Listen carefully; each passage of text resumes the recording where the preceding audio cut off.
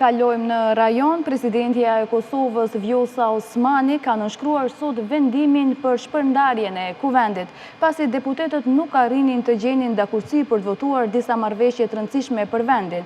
Ky hap vjen pas dështimit të 2 mandateve radhazi për formimin e qeverisë së re, fillimisht nga Albin Kurti më 26 tetor dhe më pas nga Glauko Njufca më 19 nëntor, duke lënë Kosovën kështu me qeveri në detyrë tash 10 muaj, që nga zgjedhjet e 9 shkurtit 2025. Pas shpërndarjes së kuvendit, Osmani zhvilloi konsultime me partitë politike për datat e zgjedhjeve të parakohshme. Pas kësaj, presidenti kumtoi se ka vendosur që zgjedhjet e jashtëzakonshme do të mbahen më 28 dhjetor.